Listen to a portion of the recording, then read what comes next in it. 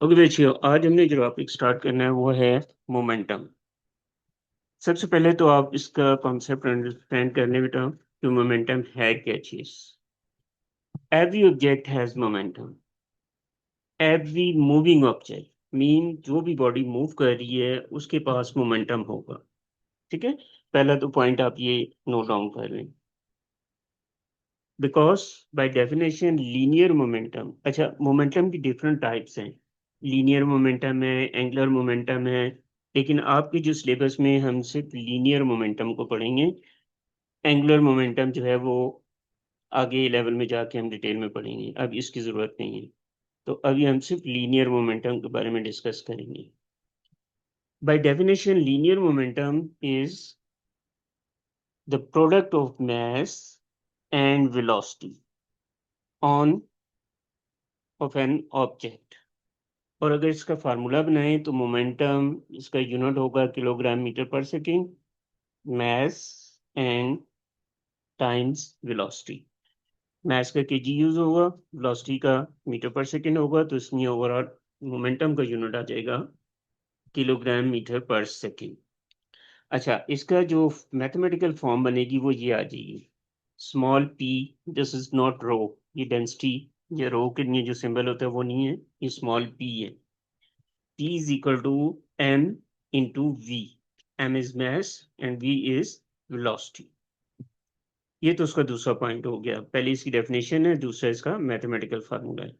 और third point इसके बारे में याद रखना है कि momentum is always a vector quantity and has the direction of velocity.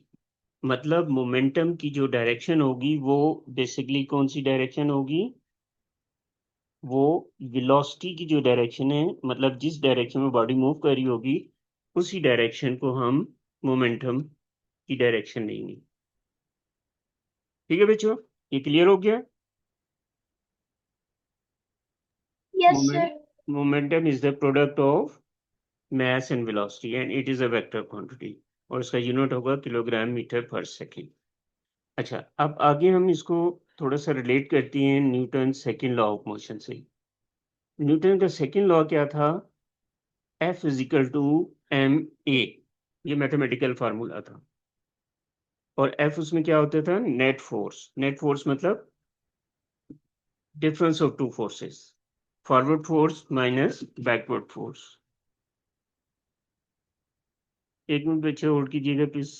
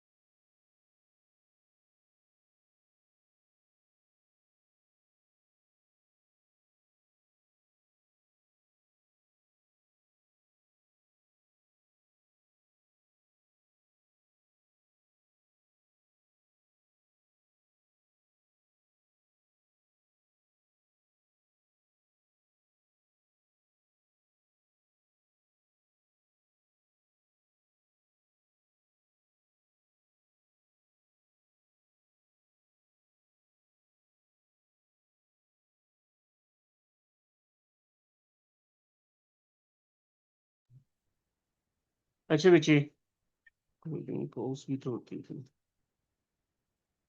अब हम इसको थोड़ा सा देख रहे हैं डिटेल में। हाँ, बात हो रही थी Newton second law of motion. Newton second law of motion क्या था, force is equal to F is equal to M A, product of mass and acceleration. अब हमने मोमेंटम को रिलेट करने हैं न्यूटन सेकेंड लॉ से। जरा पहले आप देख लें ये किस तरह से बनेगा। फोर्स, इसकी डेफिनेशन कुछ इस तरह से बनेगी अच्छा, एक चीज और सुन लो बच्चे कि न्यूटन सेकेंड लॉ तो हमने सिंपल पढ़ा था ना, F is equal to M E, लेकिन अब हम उसको एक और फॉर्म में लिखेंगे। वो किस तरह से होगी, ये देखें कि the rate of change of momentum, this one, is directly proportional to the unbalanced force acting on that body and takes place in the same direction. मतलब जब भी किसी बॉडी में मोमेंटम चेंज होगा विद रिस्पेक्ट टू टाइम, तो इस ratio को overall आप कहेंगे फोर्स। तो ये फोर्स की दूसरी डेफिनेशन बन जाएगी। एक फोर्स की डेफिनेशन आपने ये पढ़ी थी कि F net force is equal to product of mass and acceleration, और अब फोर्स की दूसरी डेफिनेशन ये बन रही है change in momentum, sorry, rate of change of momentum is called force. तो ये दो डेफिनेशंस हो जाएंगी फोर्स की। पहली डेफिनेशन क्या पढ़ी, product of mass and acceleration, और अब दूसरी डेफिनेशन आ रही है rate of change of momentum. अच्छा, अब हम इसको प्रूफ करेंगे जरा कि किस तरह से आपके सामने आ रहा है कि फोर्स की definition rate of change of momentum कैसे बन रही है। इसको हम लेके चलेंगे न्यूटन सेकंड लॉ जो है उसको प्रूफ करेंगे वहां पे। अब जैसे देखें आपके पास ये लिखा हुआ है F net force is equal to change in momentum over time. अब चेंज इन मोमेंटम का क्या मतलब होता है, final momentum minus initial momentum, P final minus P initial over time. और मोमेंटम का फार्मूला आपने क्या पढ़ा था, product of mass and velocity. तो फाइनल मोमेंटम में फाइनल वेलोसिटी यूज होगी और इनिशियल मोमेंटम में इनिशियल वेलोसिटी। और जब आप इन दोनों में से मास को कॉमन ले लेंगे तो अंदर आपके पास क्या आ जाएगा, this one, final velocity minus initial velocity. और इसको हम रिप्रेजेंट करते थे डेल्टा वी से, चेंज इन मोमेंटम से, सॉरी चेंज इन वेलोसिटी से। अब अगर हम आगे चलें, मास को अलग कर दें और वेलोसिटी ओवर टाइम देखें, change in velocity over time, इसका हमने क्या पढ़ा था काइनेमेटिक्स में, this is represented by acceleration A. तो मास हमारे पास क्या आ गया, product of mass into acceleration. तो अब आप देखिए हम फार्मूला कौन सा लेके चले थे, change in momentum over time, और हम पहुंच कहाँ गए, product of mass into acceleration. और दोनों जो है उसका लेफ्ट साइड जो है वो किसके रिप्रेजेंट कर रहे हैं, फोर्स को। तो इसलिए मैंने कहा था कि फोर्स को हम दो तरह से रिप्रेजेंट करेंगे अकॉर्डिंग टू कंडीशन। अगर आपको डेटा में मास और एक्सेलरेशन गिवन है then you have to use this formula force के लिए। और अगर आपको चेंज इन मोमेंटम या वेलोसिटी मास और टाइम गिवन हो then you have to use this formula. तो इस चीज को आपने बच्चे क्लियर करना है कि जो डाटा में गिवन होगा उसके मुताबिक फार्मूला यूज करेंगे। ये नहीं है कि आप दोनों जगह एक ही फार्मूला लगा दें। राइट बच्चे, क्लियर हो गया? Yes sir. Okay good. और ये साथ साथ आप लोग नोट करते जाओ क्योंकि इंपॉर्टेंट चीजें हैं। आप जब क्वेश्चन सॉल्व कर रहे होंगे कैम्ब्रिज के तो उस टाइम आपको ज्यादा हेल्प होगी इससे। अच्छा, इसके बाद हम चलते हैं, एक छोटा सा क्वेश्चन भी देखते हैं अभी। हाँ, एक डेफिनेशन और पहले देख लें, इम्पल्स। इम्पल्स क्या चीज है, देखें इम्पल्स बेसिकली जो है ना, इसको मैं इस तरह से ड्राइव करता हूँ। यहाँ ये आप लोग स्टेप्स लिख लें अपने पास। देखें अभी हमने क्या पढ़ा था, force is equal to change in momentum over time. अब अगर मैं इसको क्रॉस मल्टीप्लाई कर दूं, मतलब टी को इधर मल्टीप्लाई कर दूं, तो इसको मैं ऐसे लिख सकता हूँ, change in momentum is equal to F into T. ठीक है बच्चे? और चेंज इन मोमेंटम का क्या मतलब था, final momentum M V minus M U. V final velocity थी और यू जो था आपके पास इनिशियल वेलोसिटी थी। ओके, और this is equal to F into T. अब जरा इसको समझिएगा, चेंज इन मोमेंटम और product of force into time, this is basically named as impulse. तो इम्पल्स को हम दो तरह से डिफाइन कर सकते हैं, चेंज इन मोमेंटम और product of force into time. अब जरा आगे आते हैं, हम इसको थोड़ा सा इसका इफेक्ट देखते हैं। देखिए, अब मैं एक एग्जांपल देता हूँ आपको। अगर आपके पास कोई बॉल है, आप उसको कैच कर रहे हैं, अगर तो वो आप लेट्स सपोज कि क्रिकेट का बॉल जो हॉट बॉल होते हैं, अगर आप उसको कैच करती हैं और अपने हाथ को पीछे की तरफ लेके जाती हैं, तो एक्चुअली आप क्या कर रही हैं, उसके इम्पल्स को या मोमेंटम जो चेंज हो रहा है उसको कम कर रही हैं। लेकिन अगर वो आपके हाथ पे फिंगर्स पे लग के नीचे गिर जाता है, तो अब आप ये देखेंगे कि जब हाथ पे लग के नीचे गिरता है, उस टाइम आपके हाथ पे ज़्यादा डैमेज होता है। लेकिन अगर आप उसको कैच कर लेती हैं, फिर उस टाइम आपको इतना ज़्यादा डैमेज नहीं होता। क्यों? क्योंकि जब वो हाथ से लग के गिरता है, तो वो उसका मोमेंटम चेंज जो है वो ज़्यादा होगा, और जब वो कैच हो जाता है, तो उसकी फाइनल वेलोसिटी 0 हो जाती है और मोमेंटम चेंज कम हो जाता है। तो इसलिए जब हाथ पे लग के गिरेगा, तो चेंज इन मोमेंटम ज़्यादा होगा और इम्पल्स ज़्यादा होगा। उसकी वजह से आपको ज़्यादा डैमेज करेगा हाथ को। जबकि अगर वो हाथ में कैच हो जाता है, उस टाइम चेंज इन मोमेंटम कम होगा और वो इम्पल्स कम होगा। इसको मैं थोड़ा-सा और एक एग्ज़ाम्पल से आपको एक्सप्लेन करता हूँ। थोड़ा-सा कॉन्सेप्ट मुश्किल है, लेकिन मैथमेटिकली इतना मुश्किल नहीं है। मैथमेटिकली तो आपने ये याद रखना है कि it is change in momentum और product of force into time. ठीक है? और इसका यूनिट क्या हो जाएगा, किलोग्राम मीटर पर second, and it is also a vector quantity. अब हम ज़रा इसकी एक एग्ज़ाम्पल देखते हैं, ताकि आपको ये जो मैंने एग्ज़ाम्पल दी थी ना बॉल वाली, ये क्लियर हो जाए। एग्ज़ाम्पल में देखें, नीचे हमने एक एग्ज़ाम्पल ली है कि देयर आर 2 बॉल्स, और उनको मैंने कलर भी दे दिया है, ताकि आपको अंडरस्टैंड करने में आसानी हो जाए। इसमें उसने बेसिकली ये कहा है,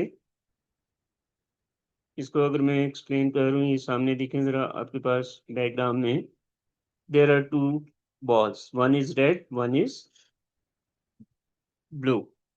अब देखिए, मोमेंटम फॉर रेड बॉल के लिए क्या हो रहा है, अब डायग्राम आपको नजर आ रही है। रेड बॉल जो है वो पहले बॉल के साथ आता है और उसके बाद हिट हो जाए, ओके, बाउंस बैक हो जाता है। जबकि ब्लू बॉल जो है वो आया और टकराने के बाद वो उसके साथ स्ट्रक हो गया, मतलब फाइनल वेलोसिटी 0 होगी। मतलब पहले के केस में बॉल आपके हाथ से ड्रॉप हो गया, और दूसरे केस में बॉल कैच हो गया। अब अगर आप रेड बॉल का मोमेंटम देखें या इम्पल्स निकालना चाहें, तो देखें momentum before hitting the wall M V होगा, क्योंकि हमने पढ़ा था product of mass and velocity. और जब टकराने के बाद जा रहा है दिस वन, अब वेलोसिटी की डायरेक्शन देखें रिवर्स होगी, पहले इस तरफ थी और अब डायरेक्शन चेंज हो रही है। तो जब वेलोसिटी की डायरेक्शन चेंज होगी, तो ये फिर मोमेंटम कितना हो जाएगा, नेगेटिव एम वी।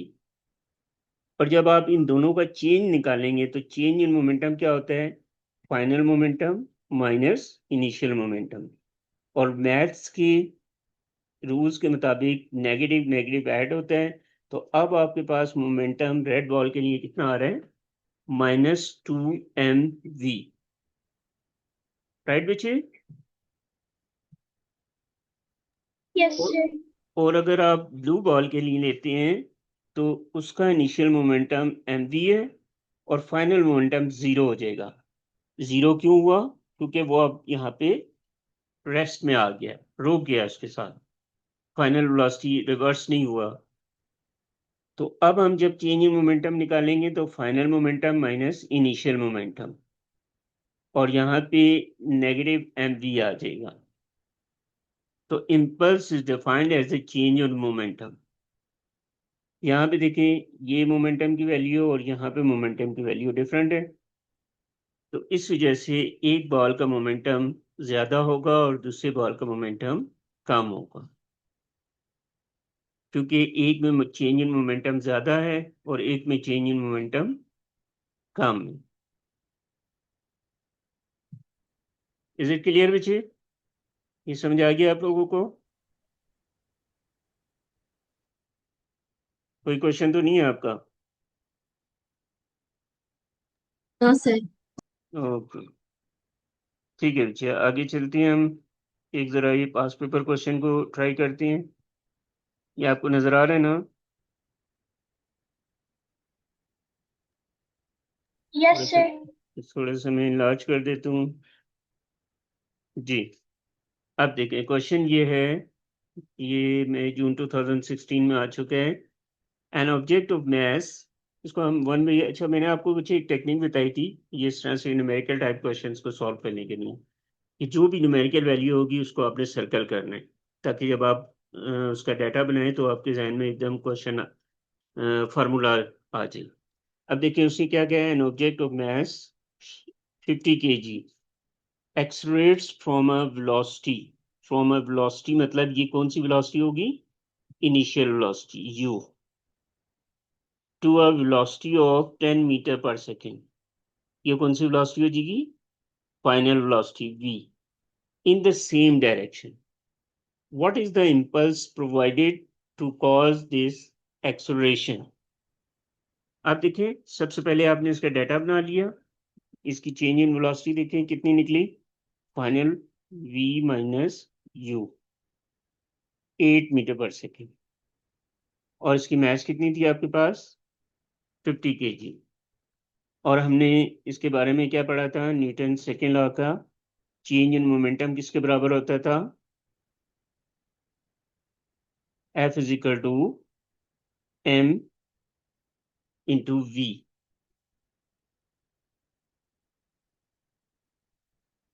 अच्छा जी, इसमें बेसिकली थोड़ा सा मिस्टेक हो रही है बच्चे, इसको जरा करेक्ट कर लें कि ये जो है, this is p, this is not force, change in momentum. तो चेंज इन मोमेंटम हमारे पास, देखें हमने ही पढ़ा था ना, p is equal to m v। तो उसको मैं ऐसे लिख सकता हूँ, चेंज इन मोमेंटम, ये डेल्टा जो है ट्राइंगल शेप, ये चेंज को शो कर रहा है, equal to m into change in velocity. तो चेंज इन वेलोसिटी हमारे पास ये थी पल्स पूछ रहा जी, इम्पल्स। देखे अभी हमने बात क्या करी थी, इम्पल्स क्या था? चेंज इन मोमेंटम और product of force into time, ये भी हमने पढ़ा था, जहन में आ रहा है ना? जी बच्चे, आवाज नहीं आ रही? Yes sir. This is called impulse, अभी हमने जो पढ़ा था, चेंज इन मोमेंटम और product of force into time. अब इसमें फोर्स इनटू टाइम तो नहीं यूज कर सकते, हम चेंज इन मोमेंटम यूज कर रहे हैं। ठीक है बच्चे, यस क्लियर हो सर। गया? ओके, आगे देखें, इसको मैं रेस कर रहा हूँ, आप लोग ये साथ साथ लिखते जाएं ताकि टाइम सेव हो जाए हमारा। अच्छा, अभी तक हमने मोमेंटम के दो फार्मूलाज पढ़ लिए हैं, एक तो product of mass into velocity, और फिर इम्पल्स। इम्पल्स क्या होता है? चेंज इन मोमेंटम और product of force into time. अच्छा, अब आगे हम आ रहे हैं इसके law of conservation of momentum, भी आपको मैं करवा देता हूँ साथ ही, ताकि आपको ये कॉन्सेप्ट क्लियर हो जाए। Law of conservation of momentum, पहले आप हेडिंग दे दें, लिख लें आप, हेडिंग लिखें, law of conservation of momentum. इसकी डेफिनेशन में डिक्टेट करवा रहा हूँ, आप लोग लिखेंगे, the product of mass and velocity is called,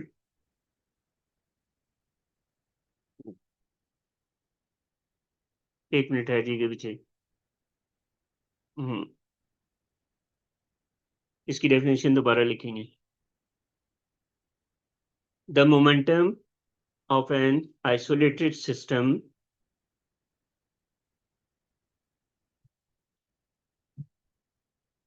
remains constant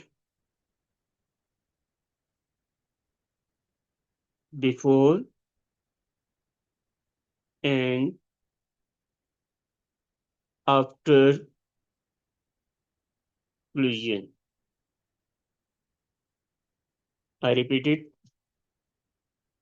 The momentum, मैं रिपीट कर रहा हूँ, उसको दोबारा नहीं लिखना आपने, सिर्फ उसको कंफर्म करने. The momentum, total momentum of an isolated system remains constant before and after collision. अच्छा, अब हम इसको प्रूफ करते हैं. देखें, हमारे पास ये दो बॉल हैं, m1 and m2. Initial speed इनकी u1 और u2 है. ये बिफोर कोलिजन इनका टोटल मोमेंटम कितना हो जाएगा? m1 u1 plus m2 u2. और आफ्टर कोलिजन, कोलाइड करने के बाद जब वो सेपरेट होंगे तो उनका मोमेंटम क्यों चेंज होगा? क्योंकि अब उनकी वेलोसिटीज चेंज हो जाएगी. एक की वेलोसिटी v1 हो जाएगी और एक की वेलोसिटी v2 हो जाएगी. Just like that. तो momentum before collision and momentum after collision, m1 v1 plus m2 v2. So this is the mathematical form of law of conservation of momentum. m1 u1 plus m2 u2. This is total momentum before collision. इसको मैं लिख देता हूँ, चलें. Total momentum before collision is equal to total momentum after collision.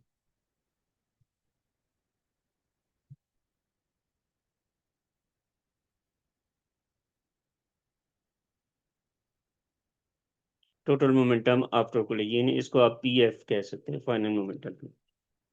अच्छा, ये आपके पास आ गया law of conservation of momentum और इसकी मैथमेटिकल फॉर्म. इसको आपने अच्छे तरीके से अंडरस्टैंड कर लेना बेटे. ये क्वेश्चन जो है ना, हम थोड़ा सा इसको चेंज करके भी यूज करते हैं. ये तो वो कंडीशन है जब दो बॉल टकराने के बाद या दो ऑब्जेक्ट टकराने के बाद सेपरेट हो गए. लेकिन बाज बात ऐसा होता है, मैं इसी के ऊपर करूँगा, कि दो बॉल सेपरेट नहीं हुए बल्कि वो एक ही वेलोसिटी के साथ मूव करना शुरू हो जाएंगी. सी, m1 और m2 जो है कंबाइन हो गए और अब इन दोनों की वेलोसिटी सेम होगी. मतलब जैसे अगर अब मैं एग्जांपल दूं कि बहुत हैवी कार आ रही है और आगे कोई लाइट या हैवी ट्रक है और आगे कोई छोटी कार है, तो जब वो उसको हिट करेगा तो वो अपने साथ ही उसको स्टक करके ले जाएगा आगे. तो this is called sticky condition.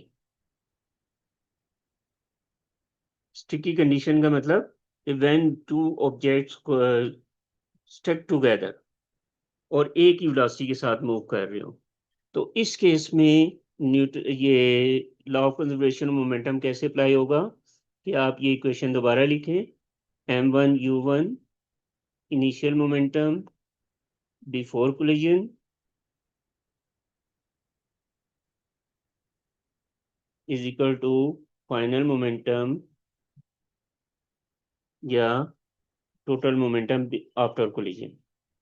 अच्छा, अब यहाँ पे क्योंकि ये दोनों ऑब्जेक्ट एक जैसे जा रहे हैं एक वेलोसिटी से, तो हम कह सकते हैं कि v1 should be equal to v2 and this should be equal to v. तो यहाँ पे m1 v1 आना था, मैंने यहाँ पे लिख दिया v, जो पहले इक्वेशन थी. और m2 v2 आना था, वहां पे भी v आ जाएगा क्योंकि दोनों वेलोसिटीज यहाँ पे देखिए सेम होगी, because both object are moving with the same velocity. Okay, अब ये इक्वेशन ये बन जाएगी m1 u1 plus m2 u2 is equal to, इसमें से हम कॉमन ले लें, सॉरी v कॉमन ले लें, m1 plus m2 times v। तो ये क्वेश्चन अब जो पहले फॉर्म थी वो थोड़ी सी चेंज हो जाएगी कि जब भी स्टिकी कंडीशन होगी तो आपने ये फार्मूला यूज करना है, और जब स्टिकी कंडीशन नहीं होगी, सेपरेट हो रहा होगा, तो फिर आपने जो पहले हमने ब्लॉक किया था फार्मूला वो यूज करना होगा। ठीक है बच्चे, ये समझ आ रहा है आपको? Yes, sir. Okay good. अच्छा, अब हम चलते हैं जरा इससे रिलेटेड एक क्वेश्चन करते हैं ताकि आपको ये कॉन्सेप्ट क्लियर हो कि स्टिकी कंडीशन किस तरह की होगी और सेपरेट कंडीशन कैसे होगी आफ्टर द कोलिजन, क्योंकि वहाँ पे थोड़ा सा ट्रिक यूज करते हैं और बच्चे जो है ना इसमें कंफ्यूज हो जाती है। तो आपको मैं इसलिए ये फार्मूलाज करवा रहा हूँ, क्योंकि बुक्स में इस तरह से नहीं लिखा होता, लेकिन यहाँ पे मैं आपको सेपरेट इसलिए करवा रहा हूँ ताकि आपको कॉन्सेप्ट समझ आ जाए और आप फौरन क्वेश्चन अटेम्प्ट कर सकें। अच्छा, ये देखें यहाँ पे ये जो मोमेंटम की टोटल वो थी ना, law of conservation of momentum की, वो डेफिनेशन देख लें दोबारा जरा। The total linear momentum of any system is constant provided that no external force are acting on it. मतलब momentum before and after collision should be same. ठीक है। हाँ, ये जरा क्वेश्चन देखें। एक मिनट वेट करना बच्चों,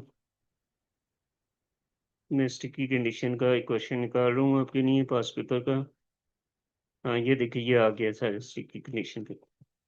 A collision where the bodies join together। अब आप देखें यहाँ पे आपके पास if two balls of molding clay collide with each other, they stick together। यहाँ पे देखें ये stick together की कंडीशन आ गई है, तो आपने इसको इम्पोर्टेंट पॉइंट को सर्कल कर लेना है। As shown in figure, we want we want to find the velocity v of the combined lump after the collision। अब आप देखें this is m1, this is m2, और this is taken as u1।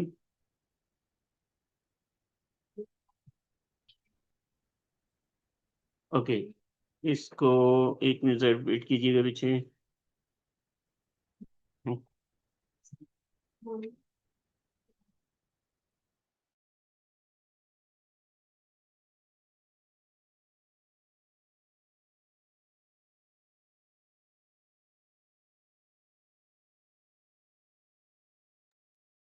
जी बच्चे, इसमें देखें ये m1 और m2 है, और इसमें एक कंडीशन उसने दी है कि इनिशियल वेलोसिटी m1 की गिवन है, दिस इज 6 मीटर पर सेकेंड, और दूसरे में उसने कहा है कि आपके पास